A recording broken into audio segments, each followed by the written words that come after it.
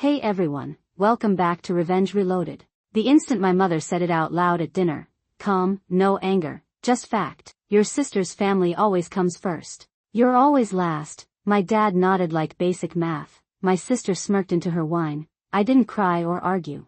Just said, good to know. Because that snapped not my heart, but my loyalty. What they had no clue about was that those words would trigger my quiet overhaul, and when the next crisis hit, my I can't and structured loan would flip their world forever. My name is Mia Thompson, and for most of my life, I learned my place without anyone ever sitting me down to explain it. No speeches, no rules posted on the fridge, just patterns. Quiet ones, the kind you only recognize after they've shaped you. I grew up in a house in Denver that looked ordinary from the outside. Trimmed lawn, neutral paint, family photos by the front door. But if you stood still long enough inside that house, you could feel how attention moved, how it flowed quickly toward one person, and how it slowed, thinned out before it ever reached me. My sister had a gravity I didn't.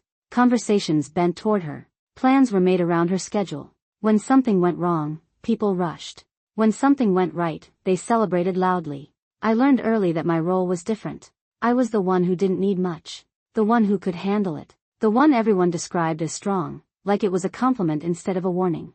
I didn't grow up unloved. That's the complicated part. I was loved in theory, in reassurance, in phrases like, you'll be fine and you're so independent. Love that sounded generous but came with an unspoken condition. Don't ask for more. Don't take up space. Don't need us the way she does. I noticed it in small moments.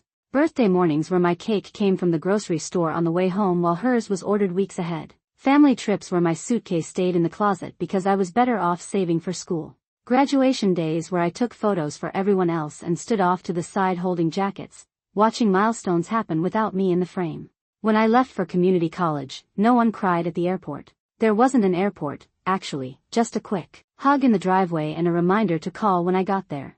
I paid my own way, worked extra shifts, learned how to stretch money and time because I had to. And every time I succeeded, it quietly reinforced the story my parents told themselves. See, she's fine. She doesn't need us. Years later, when I moved to Seattle for work, the pattern didn't change. Phone calls were brief. Updates about my life were acknowledged, then redirected. How's work? That's good. Did you hear what your sister's dealing with right now?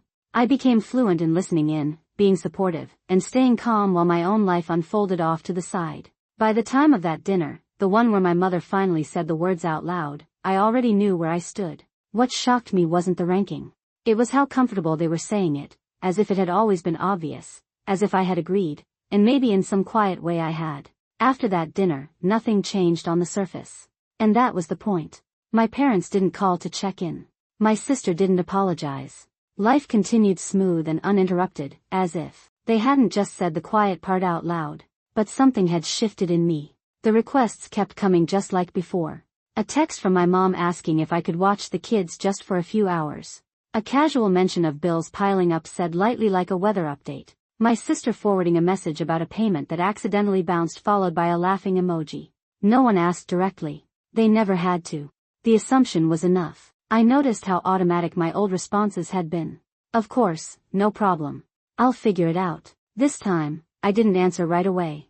At first, it felt wrong, like I was breaking some invisible rule. I'd see my phone light up and feel that familiar pull in my chest, the reflex to smooth things over before they escalated.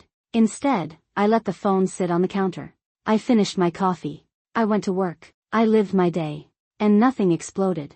That realization was unsettling. The world didn't collapse because I didn't step in immediately. No emergencies, no disasters, just silence, followed later by a second message, then a third, more pointed one. Are you okay? You've been quiet.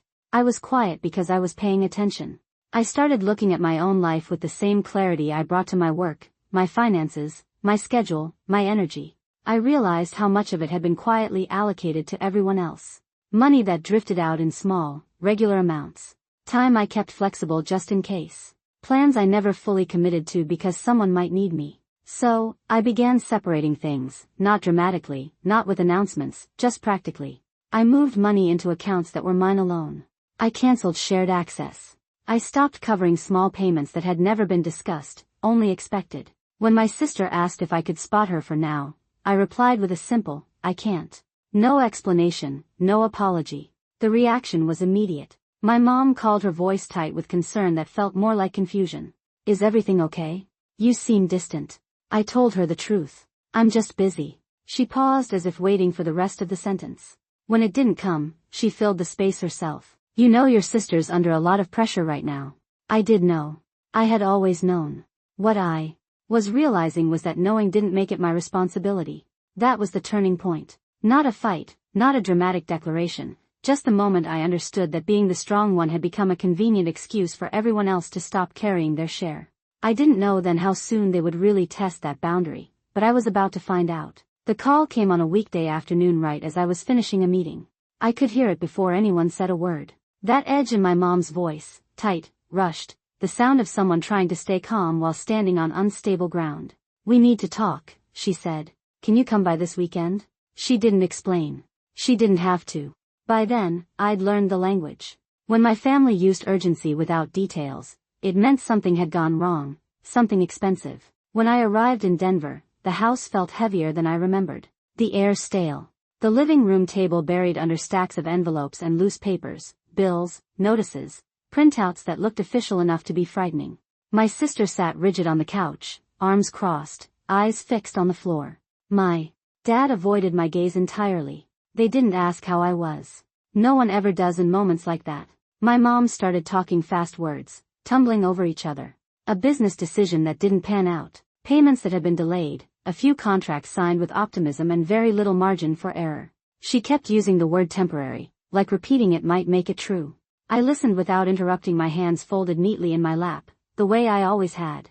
Then came the pause, the collective inhale, the moment they all looked at me. Well, my dad said, finally clearing his throat, you're in a stable place. You don't have kids. You can handle this better than most. There it was. The assumption, the expectation dressed up as logic. They didn't say the words outright, but they didn't need to. They expected me to cover the gap, to smooth the crisis, to make the numbers work the way I always had. My sister glanced up at me, then, fear flickering across her face before settling into something else. Relief. As if the solution had just walked through the door. I didn't answer right away. Instead, I asked a question. What's the plan if I don't? The room went quiet. Too quiet. My mom looked hurt. My dad looked confused. My sister looked panicked. It was like I had spoken in a language they didn't recognize. Not helping had never been part of the equation. I need time, I said calmly. To understand everything. They nodded too quickly. Grateful, certain. They assumed time meant I was calculating how much I could give, not whether I would. That night, back in my childhood bedroom, I stared at the ceiling and felt something settle inside me. A resolve that didn't come from anger, but from clarity. The next morning, I made 2 appointments. One with my therapist, one with a legal advisor. If I was going to step into this mess, it wouldn't be as the family safety net. It would be on my terms. When I came back the following weekend, I didn't arrive with answers. I arrived with clarity. The house looked the same as it always had, but the energy inside it felt different, tighter, desperate, the kind of quiet that comes from people waiting to be rescued. Papers were still spread across the table, now more organized. Stacked into piles, like someone had tried to make chaos look manageable. Bills here, payments there, a few contracts clipped together, corners bent from nervous handling. My parents were already seated. My sister sat beside them, her husband hovering near the doorway like he wasn't sure if he was welcome in the room where the damage had been assessed. No one smiled when I walked in. No one offered coffee. My mom broke the silence first. We're really glad you came, she said, hands folded tightly in her lap. Her voice carried that brittle softness I knew well. The tone she used when she needed something but didn't want to say it out loud. I sat down slowly and placed my bag at my feet. Let's talk, I said.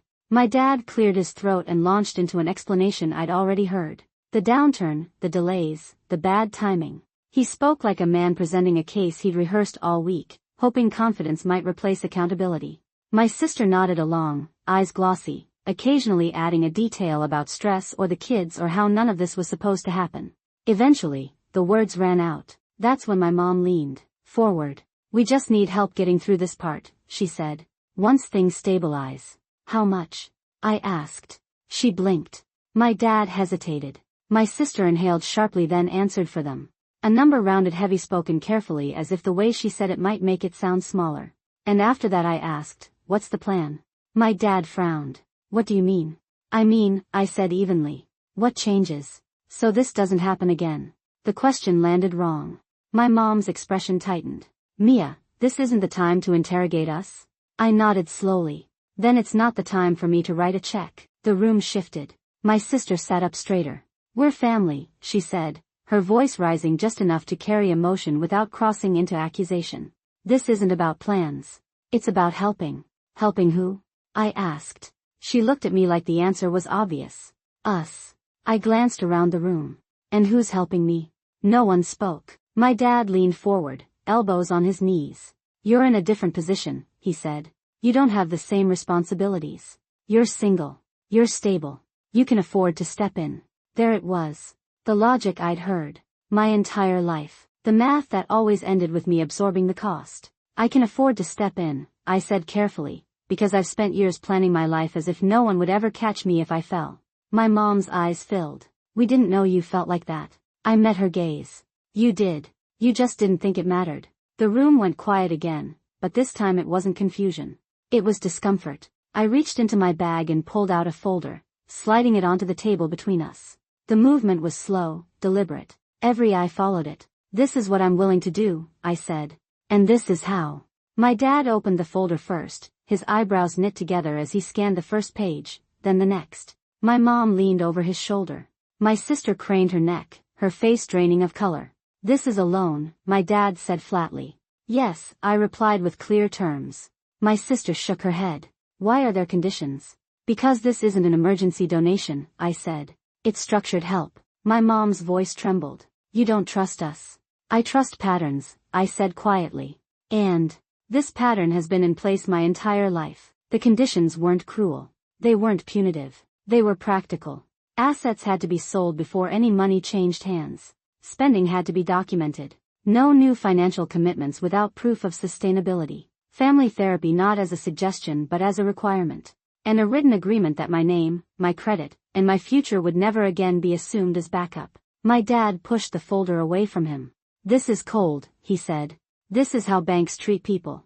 I nodded. Then treat me like a bank because when you needed emotional support, I was family. When you needed money, I was infrastructure. My sister's eyes filled with tears. So you're punishing us now? I shook my head. No, I'm finally stepping out of a role you all wrote without asking me, and I'm giving you the chance to be honest about what you can actually afford without hiding behind my bank account. The words hung between us, heavy and undeniable. My mom reached for my hand, then hesitated as if unsure whether she still had the right. We never meant to make you feel last. I gently pulled my hand back, but you did. And you said it out loud. No one argued with that. My dad stared at the paperwork, jaw tight. So this is it, he said. Sign or sink. No, I corrected him. This is grow or repeat. Time stretched. Minutes passed. My sister wiped her cheeks, her husband pacing behind her. My parents whispered to each other in low, frantic tones. For the first time in my life, I wasn't filling the silence. I wasn't offering solutions or softening edges. I waited. Finally, my dad looked up. We need time. I nodded. You have 24 hours. My sister's head snapped up. That's it. That's it, I said, standing. Tomorrow, I'll come back. Either we move forward with this or we don't move forward at all. As I walked toward the door, my mom called my name. If we say no, she asked, voice breaking. Are you walking away? I paused, my hand on the doorknob. I'm not walking away from you, I said. I'm walking toward myself. The next day, when I returned, the papers were signed. No speeches, no apologies wrapped in excuses, just shaky signatures and tired faces. The relief in the room was real, but so was the loss. Something had shifted permanently. As I gathered my things to leave, my sister looked at me differently than she ever had before. Not with superiority, not with expectation, with uncertainty. And for the first time, that wasn't my problem to fix. The fallout didn't arrive all at once. It came in quiet steps, each one heavier than the last. The first change was practical. Assets were listed, subscriptions were cancelled, expenses were tracked instead of ignored. The numbers stopped being abstract and started becoming limits. My parents downsized their expectations before they downsized anything else. And that alone shifted the tone of every conversation. Family therapy began a few weeks later, awkward at first, defensive. My dad spoke in careful sentences like he was afraid of saying the wrong thing. My mom cried more than she talked. My sister sat stiffly, arms crossed, as if accountability were a language she'd never been taught. I listened more than I spoke, not because I had nothing to say, but because I no longer needed to convince anyone of my reality. The truth had already been written down, signed, and agreed to. Something unexpected happened. Over time, the panic faded. The urgency softened. Without me quietly absorbing the consequences, everyone else had to carry their share. My sister learned how to sit with discomfort instead of handing it off. My parents stopped using phrases like "we'll figure it out" when they really meant "me a will." The relationship didn't heal in a dramatic way. There were no movie moments, no sudden transformation, but there was space. Space where guilt used to live. Space where obligation had once pressed down on my chest. Back in Seattle, my life felt steadier, lighter. I focused on my work. I slept better. I stopped bracing myself every time my phone buzzed. When my mom called, it was to ask how I was not what I could do. When my sister texted, it wasn't followed by a request. The biggest change wasn't theirs, though. It was mine. I no longer felt responsible for maintaining the illusion that everything was fine. I didn't rush to prove my worth by fixing problems that weren't mine. I learned that boundaries don't erase love. They define where it can exist without destroying you. One evening, sitting alone in my apartment, I realized something simple and profound. For the first time in my life, I wasn't waiting to be chosen. I had already chosen myself, and that made all the difference. For a long time, I thought being last in my family meant I needed to try harder, give more, stay quieter. I was wrong. Being last was never a position to fight for. It was a sign to step out of the line entirely and build a life where my value didn't depend on sacrifice. If this story felt uncomfortably familiar, I want you to know you're not alone. Share your thoughts in the comments. Tell me where you're listening from. And if stories like this help you breathe a little easier, hit subscribe so you don't miss the next one. Thanks so much for watching. More of my most gripping stories are already on your screen. Click one now and don't miss the best part. You will love it. See you in the next story.